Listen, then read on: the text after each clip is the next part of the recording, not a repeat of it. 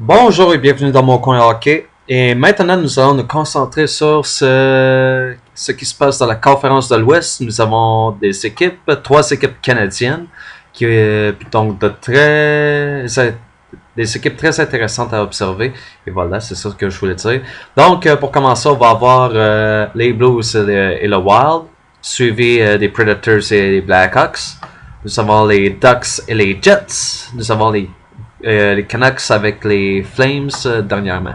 Donc, on va commencer avec ce qui se passe ici. Les Blues et le Wild. Deux équipes très intéressantes à observer. Pourquoi ça c'est comme ça, je ne sais pas. On va juste regarder rapidement par ici. Et voilà, vous devriez avoir un bon aperçu de ce qui se passe ici. Ça, c'est l'organisation des Blues Saint-Louis. Et les Blues ont de très bons joueurs. J'aime beaucoup ce qui se passe au centre. Des joueurs comme Backes, Berglund, Gosh. Vous avez également Olli Jokinen. Vous avez Steve Hutt. Vous avez Paul Stastny. Donc les Blues sont très bien nantis au centre. C'est ça qu'on a besoin pour qu'une équipe puisse avoir du succès. Les Kings l'an passé avaient beaucoup de joueurs au centre qui performaient.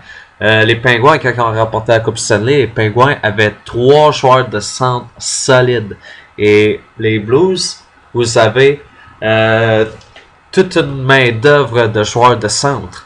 Et ce sont des joueurs de centre qui peuvent remplir plusieurs missions. Steve Hutt peut jouer dur, mais il peut aussi remporter des mises en jeu. Même affaire avec Marcel Gosh. Vous avez Paul Stastny qui est capable de produire à l'attaque. Vous avez Olli Jokinen qui peut jouer un rôle à l'aile.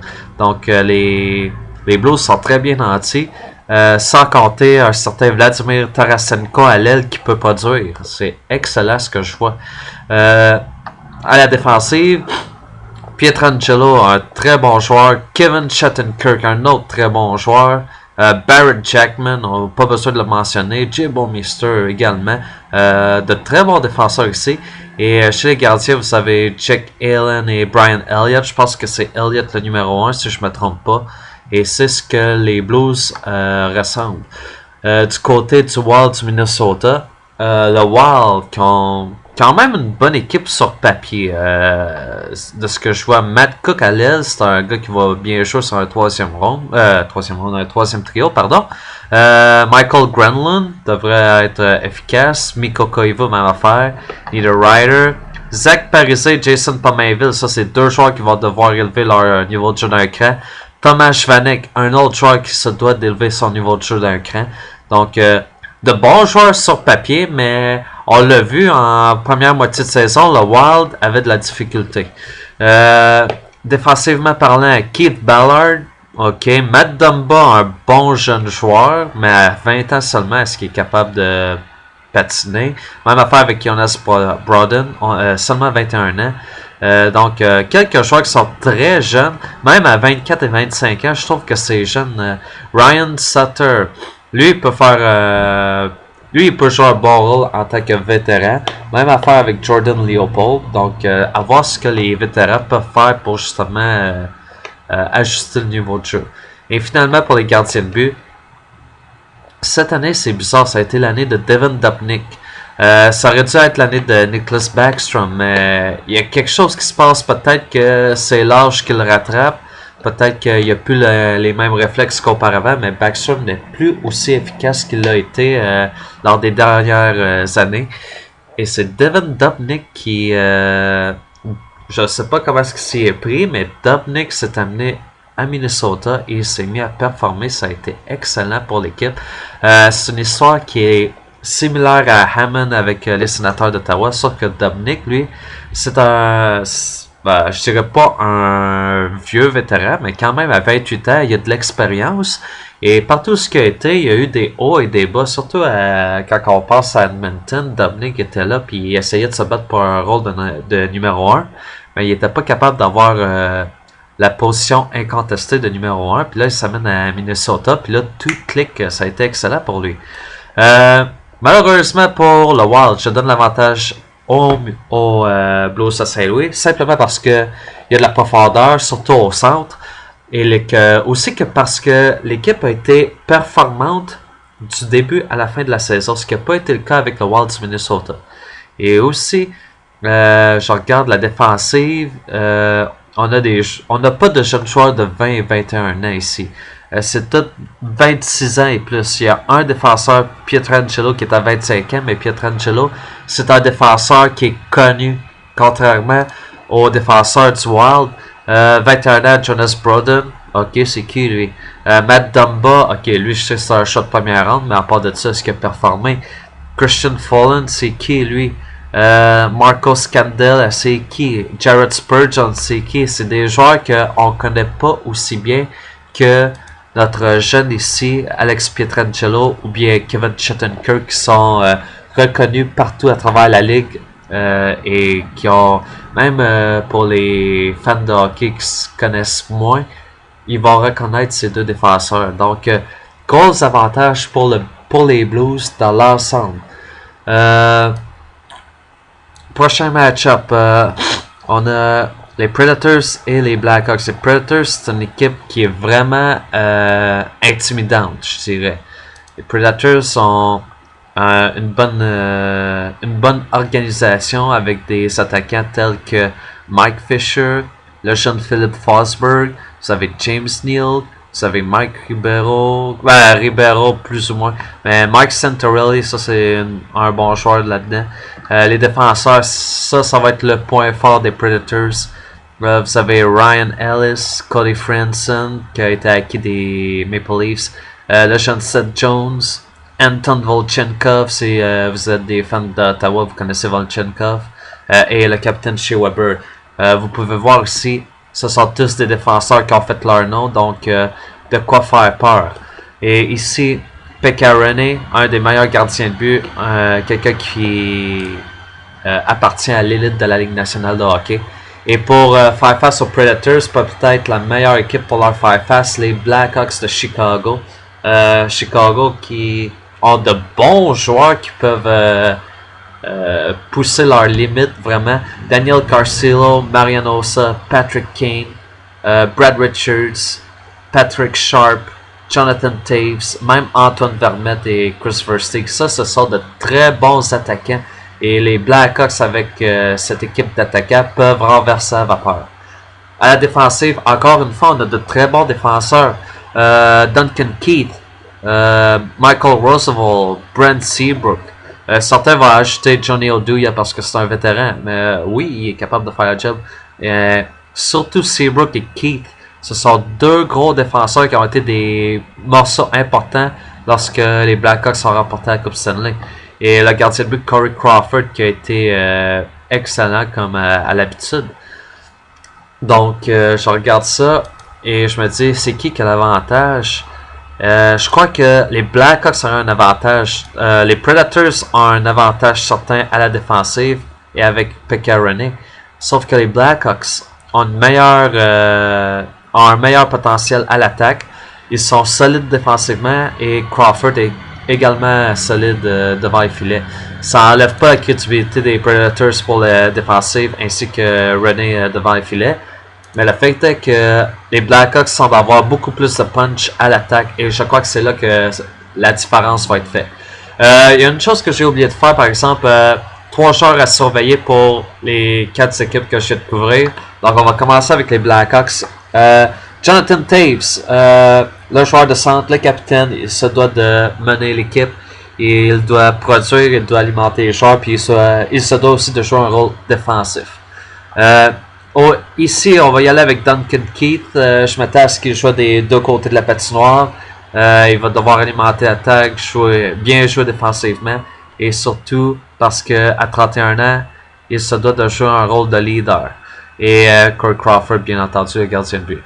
Pour les Predators, à l'attaque, je regarde ça puis je me dis qui c'est que je veux surveiller. Puis je vais y aller avec James Neal. Neal, qui s'est amené à Nashville, il appartenait au Penguins de Pittsburgh avant, puis il a fait ses preuves comme étant un marqueur de but. Donc James Neal, à mon avis, pourrait être un joueur d'impact. Peut-être pas le joueur qui va démontrer une touche naturelle de marqueur, mais c'est quelqu'un qui va se présenter durant les moments forts.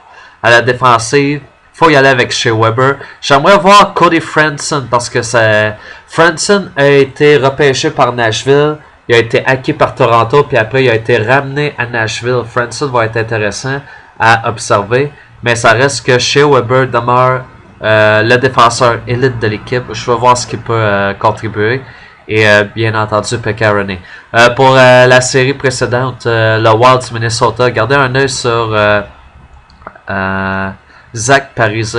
Il a été acquis des Devils New Jersey. C'est censé être le meilleur attaquant de l'équipe. Je vais voir ce qu'il est capable de faire, comment est-ce qu'il va produire. Défensive, on va y aller avec Matt Dumba. Comme je l'ai dit, le Wild a beaucoup de jeunes joueurs. Et Matt Dumba, un ancien choix de première ronde, mais aussi le plus jeune, à 20 ans. Comment est-ce qu'il va performer, puis est-ce qu'il va aider l'équipe à performer? Et bien entendu, Steven Dominic, comment est-ce qu'il va se présenter devant les filets? Pour les Blues, une multitude de joueurs à observer à l'attaque. On va y aller avec Vladimir Tarasenko. Au centre, il n'y a aucun doute que les Blues sont bien nantis, mais comment est-ce que ça va... comment est-ce qu'il va répondre du côté de l'aile? Et Vladimir Tarasenko, à mon avis, est le meilleur allié disponible pour pouvoir produire à l'attaque. Donc Tarasenko, à la défensive, on va y aller avec Pietrangelo. Shattenkirk, je l'aime bien, mais je veux aller voir ce que Pietrangelo est capable de... comment est-ce qu'il est capable de performer. Et bien sûr, Brian Elliott, le gardien de but pour les Blues de série. La prochaine série, ça va être entre les Ducks et les Jets de Winnipeg. Bravo les Jets, vous avez réussi à faire les séries pour la première fois depuis que vous êtes amenés en provenance d'Atlanta.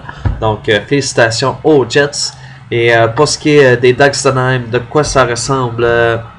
Il y a le jeune Jiri Sekash qui s'est amené en provenance de Montréal. Sekash, on sait qu'il a le potentiel pour être performant, pour être un top 6 à l'attaque. Le seul problème de Sekash, c'est qu'on disait qu'il n'avait pas les mains justement pour être dans un top 3. Puis c'est une affaire qui dérangeait l'organisation à Montréal. Il y a Corey Perry, excellent marqueur. Ryan Kessler, qui s'est amené de Vancouver, c'est un très bon joueur dans les deux sens de la patinoire. Ryan Getzlav, le capitaine, il joue très très bien. Thomas Fleischmann en provenance de la Floride. Andrew Cogliano, un patineur mobile. À la défensive, nous avons le vétéran François Beauchemin. Vous avez le jeune Cam Fowler. Vous avez James Wisniewski qu'on a connu à Montréal pendant une petite période de temps. Et les gardiens de but. Je me demande qui va être le gardien de but. Je pense que c'est John Gibson ou Frederick Anderson. C'est lequel? Parce que je connais pas vraiment les gardiens de but. Je sais qu'il y a eu une sorte de switch entre les deux. J'aimerais savoir c'est qui va être le gardien de but partant ici. Du côté des Jets de Winnipeg, ce qu'on a, on a Andrew Ladd, le capitaine, qui va être un joueur physique. On a Brian Little qui est capable de jouer un rôle de fabricant de jeu. Mark Scheifele, depuis qu'il a été repêché, il a démontré une certaine progression. Et j'aimerais voir comment est-ce qu'il va performer durant les séries. Quelques vétérans comme Lee Stempniak, Yuri Tilosti et Blake Wheeler. Deux des trois joueurs que je viens de mentionner ont été acquis très récemment. Et ce sont des joueurs qui peuvent jouer un rôle d'impact en série. J'aimerais voir comment est-ce qu'ils vont répondre. Pour les défenseurs, Tyler Myers, excellente acquisition surtout pour les séries. C'est un défenseur qui est gros, qui va prendre la place. Même Adam Pardee à 6 pieds 4, il ne donnera pas de place. 6 pieds 5, Dustin Byfuglien, un très bon défenseur. Toby Enstrom, non, oubliez Enstrom, c'est pas le même que je pensais. Il y a Jacob Trouba que je voudrais garder un œil dessus. C'est un jeune défenseur, il devrait être capable de produire à sa manière. Reste savoir ce qu'il va faire. La situation des gardiens de but, est-ce que ça va être Hutchinson qui va avoir le rôle de partant ou si ça va être Pavlich? J'aime bien Hutchinson. Je pense qu'il va pouvoir obtenir son rôle de numéro 1 durant les séries. Reste savoir ce que le coach va décider. Trois joueurs à signaler. D'abord, je vais être partisan. Je vais donner l'avantage aux Jets de Winnipeg. C'est une très belle saison pour les Jets. C'est une équipe canadienne aussi. Donc, je vais prendre pour les Jets. Les séries précédentes, j'avais pris pour les Blues et les Blackhawks. Là, je prends pour les Jets. Trois joueurs à surveiller pour les Jets à l'attaque. On va y aller avec Mark Scheifele. Il y a des joueurs qui peuvent jouer un gros rôle des rôles beaucoup plus gros que Shifley. Sauf que Shifley, comme je disais, c'est un jeune joueur. Si je me rappelle bien, c'est le premier choix de première ronde des Jets depuis qu'ils sont revenus dans la LNH. Donc, comment est-ce que Shifley va produire? Je suis très, très intéressé. À la défensive, Dustin Byfuglien. J'aurais pu m'attarder sur Jacob Trouba pour les mêmes raisons que Mark Shifley, sauf que Dustin Byfuglien, il a dû faire ses preuves à l'attaque et à la défensive. C'est un joueur polyvalent. Il peut jouer en tant que défenseur, en tant qu'allié. Reste à voir comment est-ce qu'il peut produire à la ligne bleue durant les séries.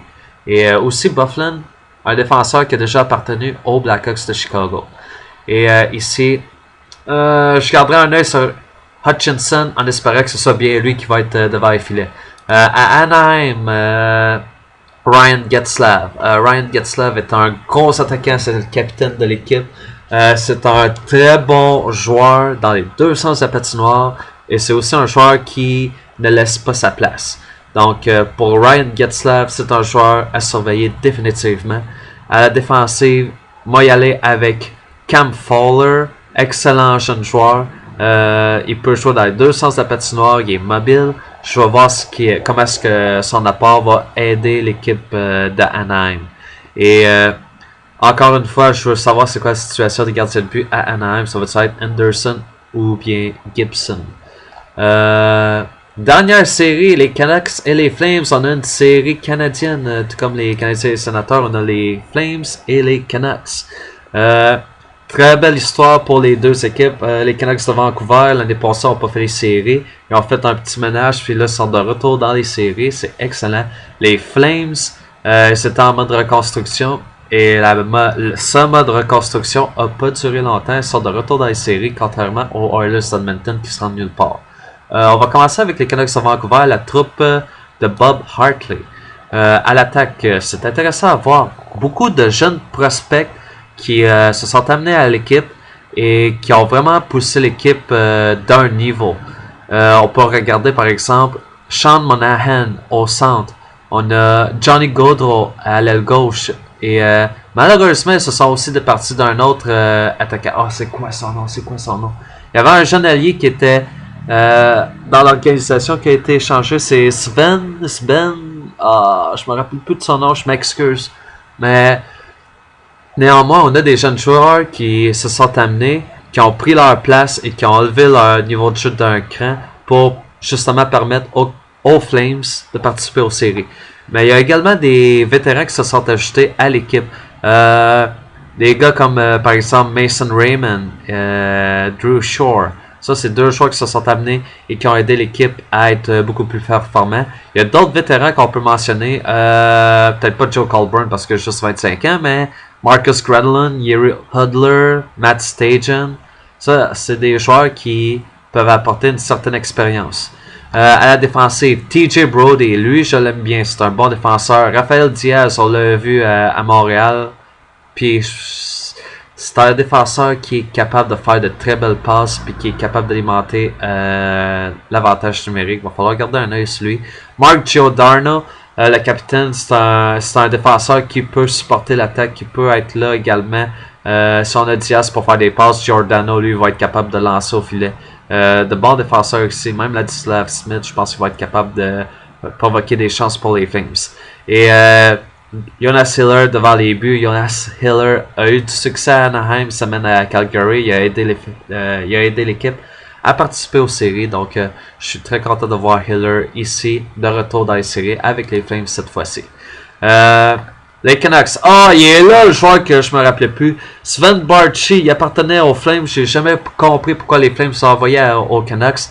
Puis ça pourrait hanter les Flames. Sven Barchi qui s'amène, un jeune joueur, il a du potentiel, il est capable de produire. Sinon, les Canucks ont également de bons joueurs. Nick Bonino qui s'est ajouté au début de la saison. Andrew Burrows, Alexander, je m'excuse. Alexander Burrows il a sa réputation, c'est un joueur physique, c'est un joueur qui est capable de déranger. Chris Higgins, un bon joueur technique. Bo Horvat, un choix de première ronde que l'on a appelé à 20 ans seulement, puis il a déjà sa place. Zach Cation, un autre jeune joueur. Les frères Sidin qui vont devoir mener l'attaque. Henrik Sedin, bien sûr, un excellent fabricant de jeu. Daniel Sedin, le sniper de l'équipe. À la défensive, les Canucks ont de quoi de bon? Oui. Ils ont Kevin Bieksa, Alexander Edler, Dana Amuse.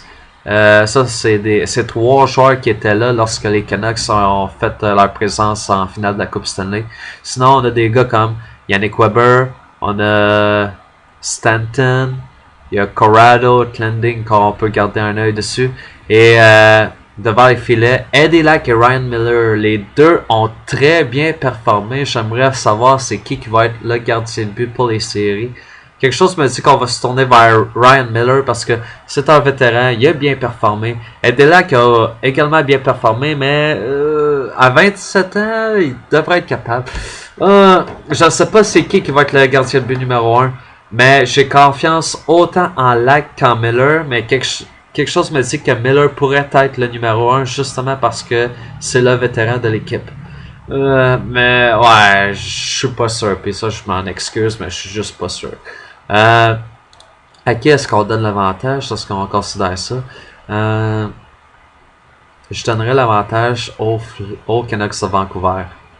Ouais, les Canucks sont beaucoup plus à offrir. Surtout qu'à l'attaque, ils sont Sedin et Sedin. Deux des meilleurs pointeurs de la ligue. Un excellent passeur, l'autre c'est un sniper. Sinon, on a des joueurs qui remplissent bien leur rôle à leur manière. On a Burroughs qui est un agitateur. On a, comme je l'avais dit, Chris Higgins qui joue un excellent rôle sur un troisième trio. On a un jeune Bo Horvat. Puis on a Sven Barchi qui est capable de hanter l'équipe vraiment. Ouais, puis du côté des Flames, on a de bons morceaux, mais on n'a pas autant de profondeur. Puis on n'a pas personne qui est capable justement de rivaliser avec les frères Sedin. Donc, les joueurs à surveiller. Je vais sélectionner 3 joueurs à surveiller.